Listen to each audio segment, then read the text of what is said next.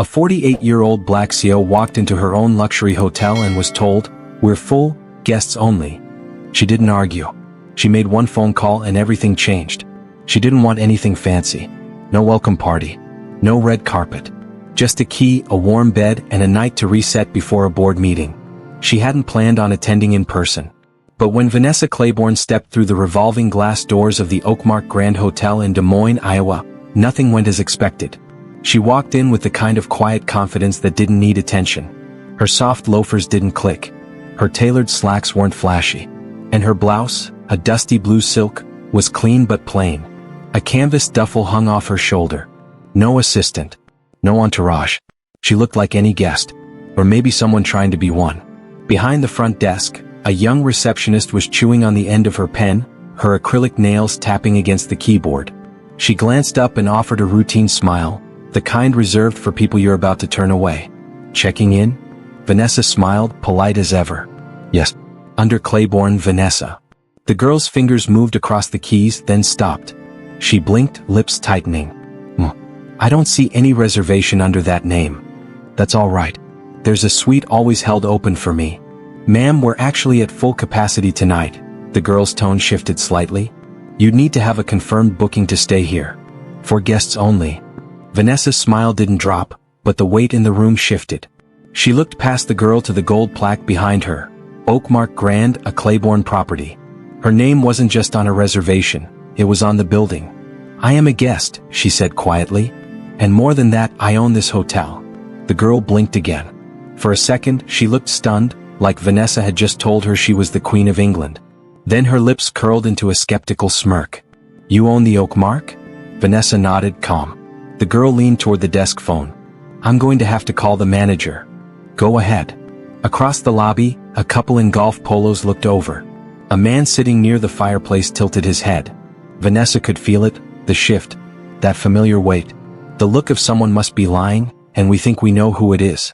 Moments later, a thin man with a crooked tie and a clipboard appeared from a side door. His badge read Assistant Manager, Neil Dorrance. He took one look at Vanessa and immediately started speaking with forced cheer. "Good evening. Is there a problem with your reservation?" "She claims to own the hotel," the receptionist said a little too loudly. Neil hesitated. Vanessa kept her eyes on him. "I don't claim. I do. My name is Vanessa Clayborne. You'll find it on every quarterly report and every executive board memo. I'm here for one night. You should have a suite held under the owner block." Neil adjusted his glasses. "Right? Just give me one moment, please." He turned toward the back, muttering something into his walkie. Vanessa stood still. She didn't fidget, didn't raise her voice, but the air was getting thicker. That's when security appeared. Not aggressively, not hands-on, but enough to make a point. One stood near the elevators, the other beside the coffee bar, just in case. Vanessa's gaze didn't move. She didn't flinch, but inside she felt it, that quiet fire rising in her chest. Not just because they didn't recognize her, but because they thought she didn't belong. Again, she could have pulled out her ID. She could have shown emails, ownership papers, photos from the ribbon cutting 6 years ago. But instead she stepped back, pulled out her phone and made one call. That's all she needed. But she knew this wasn't just about a room. It was about something much deeper. And the people around her were about to learn that, the hard way. Vanessa didn't pace. She didn't sigh or look at the time or start recording like some people might have. She just stood in the corner near the marble pillar, phone still in hand, quietly waiting. The call had lasted only 26 seconds. She didn't have to explain much. She didn't even raise her voice. Just gave her location, her name, and said, "I've been denied access to my own property. I need this resolved immediately." And then she waited. At the front desk, the receptionist kept typing as if the screen might somehow change the truth. Neil, the assistant manager, returned with a folder in hand. He looked nervous. But when he saw Vanessa still standing there calmly, he tried a different tone. "Miss Clayborne," he said, emphasizing the last name this time, "I think there's been a mix-up. We just want to verify." Vanessa cut in gently. "You can verify all you want. I'm not moving." Neil looked past her to the security guard, who didn't budge. The staff was frozen in a quiet standoff, unsure whether to escalate or apologize. Neither option felt safe. She noticed the stairs. 3 women sitting near the window whispering behind their hands. A young man holding his laptop half open, pretending not to listen. The doorman was no longer greeting anyone. And that's when she saw it. The receptionist checking her phone under the desk. Scrolling. Searching. Probably Googling her name. Probably expecting nothing. It would have been funny if it weren't so familiar, because it always played out the same way. People thought they knew what power looked like, what leadership sounded like, what ownership wore. And someone like her. Brown skin. Textured hair pulled into a neat puff. No designer purse. No loud jewelry. She didn't match the picture. So they questioned it. That's what stung. Not the denial, but the fact that it wasn't even surprising anymore. She remembered another hotel lobby years ago in Milwaukee. She was 28, just made VP, wearing heels that gave her blisters, and a suit 2 sizes too big, because it was all she could afford. Security had followed her from the moment she walked in. The only thing that saved her was the CFO coming down to greet her in person. She hadn't forgotten that day. And here she was 20 years later, still proving who she was. In a building with her name on the paperwork. She sighed softly, eyes scanning the room. No apology yet. No correction. Just the ticking clock. And people trying not to stare too hard. And then the elevator dinged. 2 men stepped out. One in a gray suit with a clipboard. The other in a company fleece. Neither of them looked like hotel staff. They moved with purpose. Vanessa recognized them immediately. Regional Vice President Brent Kessler. District Manager Carlos Reno. Now it was their faces that showed a flicker of panic. Brent approached fast, nodding at Neil without even stopping. "Miss Clayborne, we are so sorry. I just got the call." Carlos followed, breathless. "We're taking care of this right now." Neil started to speak, but Brent cut him off with a look. The receptionist froze in place, eyes wide. She suddenly realized who Vanessa was. Her face turned pale and she slowly took a step back. "Suite 1202 has been cleared," Carlos said, checking his tablet. "The driver's being rerouted to take you anywhere you need in the morning. Your usual fruit tray and espresso order will be waiting." Vanessa gave the smallest smile. "Thank you." But she wasn't done watching. She wanted to see how everyone responded now that they knew who she was. Whether their tone would shift, their posture would change. She wanted to witness the way power worked when it finally entered the room.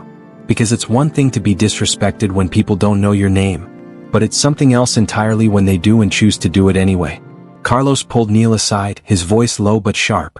Brent was already on the phone, speaking in clipped phrases about HR, protocol, and service misconduct. The tension that had once been aimed at Vanessa was now redirecting itself inward, ricocheting through the staff like a pinball of panic. Vanessa didn't gloat. She didn't fold her arms or raise her chin in victory. She simply walked back to the front desk, slow, quiet steps, and placed her phone on the counter. "I'll take the 12th floor suite," she said, her voice even. "Same setup. Please send someone up to confirm it's clean." The receptionist opened her mouth but couldn't find the words. Vanessa didn't wait for her to try. She turned to Brent. "Have I been checked in?" "Just finished," Brent replied, flipping his clipboard. "You'll have 2 key cards and an incident report by the time you're in the elevator." "Good. And the rest?" He nodded. "We've issued a site-wide notification. Corporate audit team is on standby. All current staff will be required to go through recertification on guest protocol, and disciplinary actions will begin tonight." Vanessa glanced over at the receptionist, who was now nervously biting the inside of her cheek. Her acrylic nails tapped against the desk. But the rhythm had changed, no longer careless, now anxious. "You'll speak to her," Vanessa said plainly. Brent cleared his throat. "Yes, ma'am. Privately with HR present." Carlos looked ready to say more, but Vanessa raised one hand. "I'll speak to her too. Not now. After I've rested." She took the key cards, nodded once, and walked toward the elevator. Heads turned. Some guests whispered. Others watched in silence. But no one spoke to her directly. The elevator doors opened. As they closed behind her, Vanessa could still see Neil, standing stiff near the front desk, visibly sweating. On the 12th floor, her suite smelled faintly of lemon and eucalyptus. The fruit tray was there. Espresso pods neatly stacked beside the machine. A handwritten card with her initials waited on the table, though it had clearly been rushed. She walked through the room slowly, almost like she was inspecting it, not just for cleanliness but for attitude, for intention, for proof that somewhere someone still cared about the experience she once built with her bare hands. Because this hotel wasn't just a business. It was her story. She remembered being 33, pitching to a bank in Minnesota, that didn't believe she could pull it off. They barely listened, offered brutal loan terms, and practically dared her to succeed. She did. And now, nearly 2 decades later, standing in one of her signature penthouse suites, she was still having to prove it. Her phone buzzed. A message from her assistant. Everything in motion. Let me know if you want a media statement. Vanessa paused. She could have made this public easily. One tweet and it would have been viral. One interview and the headlines would have written themselves. But she wasn't interested in headlines tonight. This wasn't about rage. It wasn't about revenge. It was about respect. And how it was too often tied to assumptions, not reality. She sat on the edge of the bed, hands folded in silence. Outside, the night was still alive. Traffic humming along Grand Avenue. The distant horn of a freight train in the industrial zone. But in the suite it was still. Heavy. Then a knock at the door. Room service. The young man brought in a fresh espresso. A note of apology from the kitchen manager. And an offer to send a massage therapist on the house. Vanessa thanked him softly, then closed the door behind him. She sat back down, took a slow sip of the espresso, then looked toward the window. At the faint lights flickering across the city, she could feel a shift beginning, not just in this hotel but in herself. Something was going to change. At exactly 6:30 a.m., Vanessa Clayborne descended the elevator, this time not as a guest but as the CEO.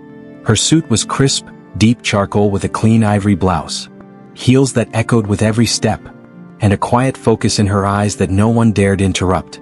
The lobby, just beginning to stir with early checkouts and coffee runs, shifted when she appeared. Staff turned. Conversations paused. Even the barista behind the corner kiosk stopped mid-pour. Brent and Carlos were already waiting near the fireplace. With 3 folders and 2 cups of coffee, neither of them had touched. They looked like men who hadn't slept and probably hadn't. Vanessa nodded slightly and headed straight for the small executive conference room just past the concierge desk. Brent followed. Carlos fell in step behind. Inside the room, seated stiffly, were the assistant manager Neil, the receptionist, her name tag read Kayla Mendez, and a woman from HR who introduced herself only as Marta from corporate. Her notepad was already open. Vanessa didn't sit. She remained standing at the head of the table, arms folded. No one spoke at first. The silence was dense. Then Vanessa asked quietly, "Would someone like to explain what happened last night? From your perspective?" Kayla looked down immediately. Neil cleared his throat but couldn't find a single word. Vanessa waited. Finally, Kayla mumbled, "I just didn't think she was. I didn't expect." "You didn't expect someone like me to own the building," Vanessa finished for her, calm, controlled. Kayla nodded barely. "Was I rude to you?" Vanessa asked. Kayla shook her head. "No, ma'am." "Did I raise my voice?" "No." "Did I threaten anyone?" Kayla's voice was barely a whisper now. "No." Vanessa took a slow breath and turned slightly toward Marta. "I don't need this to be a firing squad," she said, "but I do need accountability." Marta nodded. "Understood." Carlos chimed in. "We're prepared to issue a formal write-up and remove her from front desk rotation until recertification is complete. Neil will be placed on administrative review pending further interviews." Vanessa nodded once, then finally sat down. She turned toward Kayla again. "How long have you worked here?" 4 months. "And in that time, how often have you thought about who built this hotel? Where it came from?" Kayla hesitated. I guess I just assumed it was some corporation. A group of investors or something." Vanessa let the moment hang. "Do you know how many properties I've built across this country?" Kayla shook her head. 17. From Baltimore to Phoenix. Every one of them designed with intention. Luxury made accessible. Service made human. I built this brand because I was tired of being treated like a shadow. So tell me why, when I walk into my own lobby, I'm still invisible to the people working under my name. The question wasn't angry. It was tired. Honest. Heavy. Kayla looked like she wanted to melt into her chair. Neil stared straight ahead, face red. Carlos spoke again. "We've already drafted a memo that will go out to every Clayborne property today. Mandatory, staff-wide inclusivity training. For reset. No exceptions." Vanessa looked at him. "Make sure it's not just another box to check. I don't want people memorizing scripts. I want them understanding what respect looks like when you think no one's watching." Brent finally spoke. "We'll make it real." She stood again. The meeting was over. As she walked out of the conference room, the lobby seemed to straighten itself. Staff scrambled, some nodding nervously, but she didn't acknowledge them. Not yet. She wasn't interested in performance. She was looking for change. But before she left the hotel, there was still one more conversation she needed to have. And it had nothing to do with policy.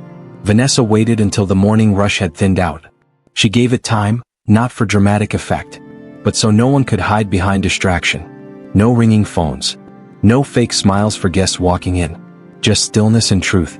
She spotted Kayla Mendez in the staff lounge behind the coffee bar, seated alone at a narrow table with a half-eaten blueberry muffin in front of her. Her phone was face down. She looked like she hadn't slept either. Vanessa didn't send someone to call her. She walked in herself. Kayla sat up fast, nearly knocking over her drink. "Relax," Vanessa said, pulling out the chair across from her. "I just want to talk." Kayla swallowed hard. "Yes, ma'am." "Drop the ma'am," Vanessa replied gently. "This isn't a hearing." Kayla nodded, eyes down. They sat for a moment in silence. The hum of the fridge and the low buzz of overhead lights filling the space between them. Then Vanessa spoke. "Have you ever worked in a place where you felt small?" Kayla blinked, looked up. "Yeah, most of the time." "Tell me." Kayla hesitated, but then shrugged. "I worked at a diner out by I-80 for a year. Wore a paper hat. Got yelled at by cooks every shift. Some customers never tipped. Some called me kid, even though I was 27. I felt invisible most days." Vanessa leaned back. "So you know what it feels like to be ignored?" Kayla nodded. "Yes." "Then help me understand," Vanessa said, her tone never rising. "How you looked me in the eye last night and decided I didn't belong here." The silence that followed wasn't empty. It was full of guilt, of realization, of something finally settling into place. Kayla's voice was rough. "I don't know. I didn't mean to. When you walked in, I thought you were maybe lost. Or waiting on someone else. You didn't look like..." She stopped herself. "Didn't look like what?" Kayla shook her head. "Like the kind of person who owns hotels." Vanessa didn't flinch. "And what does that kind of person look like?" Kayla didn't answer. "That's the real problem," Vanessa said. "People have a picture in their head. Clean cut. Probably male. Probably older. Definitely not me. That picture doesn't just live in your head. It affects decisions. It shapes behavior." "I'm sorry," Kayla said quietly. "Really? I know that's not enough. But I am." Vanessa nodded slowly. "It's a start. But I'm not here for an apology. I came here because I wanted you to see me. Not just as your boss. Not as a cautionary tale. As a person." Kayla looked confused. "I was you once," Vanessa continued. "I started as a receptionist. Got mistaken for a janitor more times than I can count. Had people call me sweetheart and honey, like I wasn't the one keeping the place running. Every time I had to decide whether to fight or let it go. And when I finally got into the boardroom, I told myself I'd build places where people like you could grow." Kayla's eyes were wide. "No, you really started as a receptionist?" Vanessa smiled. "In St. Paul. My first boss told me I talked too educated to be on phones and moved me to night audit. That was the beginning." Kayla almost laughed. "That's unreal." "It shouldn't be," Vanessa said. "It should be normal." She stood up. "I don't need you to be perfect. But I do need you to be aware. Every guest who walks through that door, old, young, dressed up or not, deserves dignity. Start there, and you'll never have to recover from moments like last night again." Kayla stood too. "Thank you for talking to me. I mean that." Vanessa nodded once and left her standing there. But as she walked back through the lounge door, something in her felt lighter. Because the message had finally landed where it needed to. By mid-morning, the rhythm of the Oakmark Grand had returned. At least on the surface. Guests wheeled their bags across polished tile. Coffee cups clinked gently at the bar. A small family asked about nearby zoos. The world moved on like it always does. But inside the management office it was different. Brent stood by the window watching the valet rotate cars in front of the main doors. Carlos typed quietly at his laptop, drafting the official internal memo. Marta, the HR lead, reviewed new onboarding modules with a stony focus. And in the center of it all, Vanessa read through a fresh stack of evaluations. Personnel files flagged for review. She wasn't angry. She was exact. "I'm not here to punish," she said aloud, scanning one report. "I'm here to prevent repetition." Carlos looked up. "We're adjusting our interview process for front desk hires. Not just for skill, also for empathy. Pattern testing. Bias evaluation." "Good," Vanessa replied. She tapped her pen once on the desk. "And put me on the rotation." Starting next quarter. I'll show up at random properties quietly, like I did here. Brent raised an eyebrow.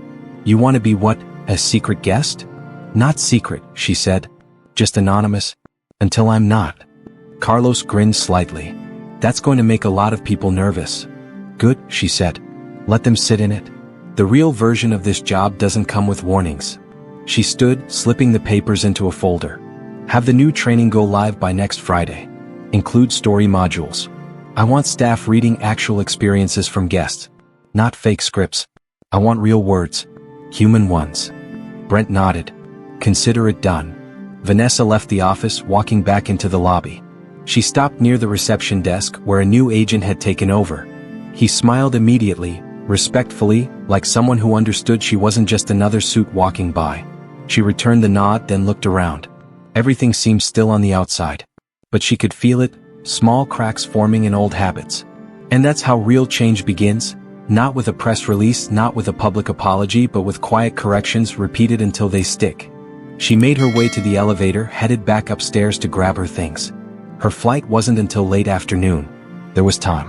When the doors opened on the 12th floor, she stepped out, heels soft against the carpet. The hallway smelled faintly of fresh linens and lemon. The suite door stood ajar. Housekeeping must have just finished inside.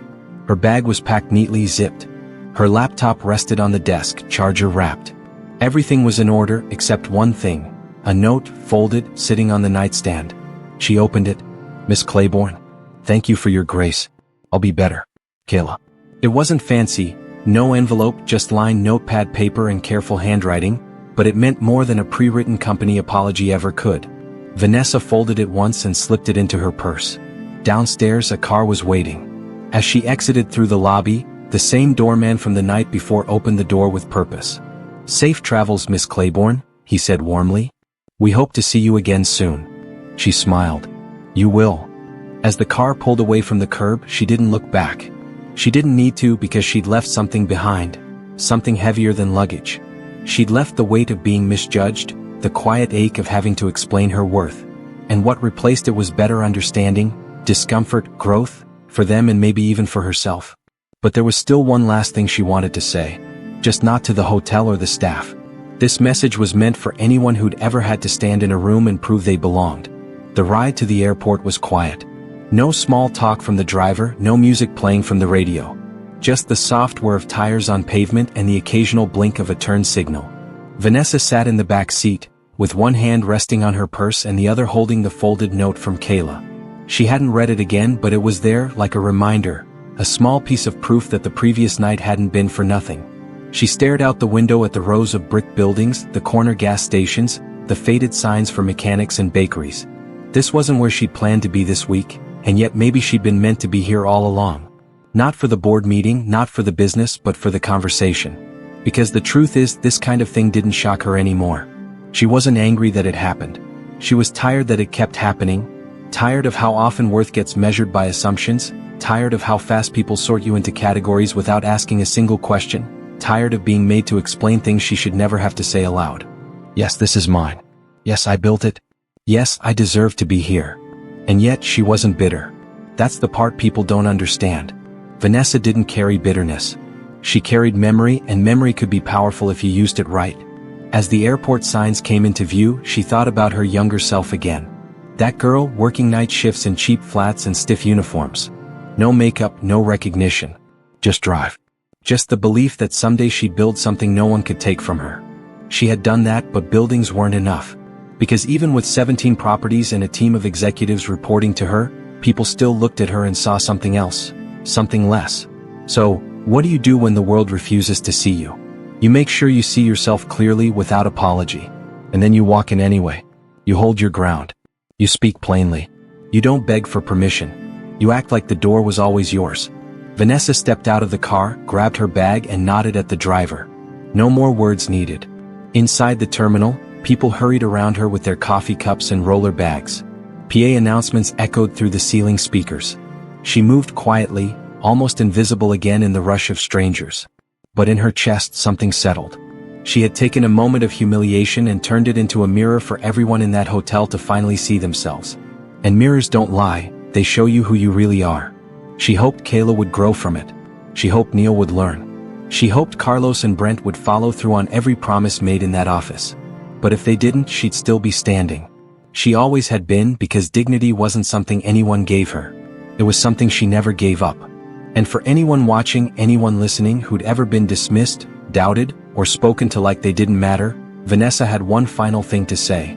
You don't have to shout to be heard.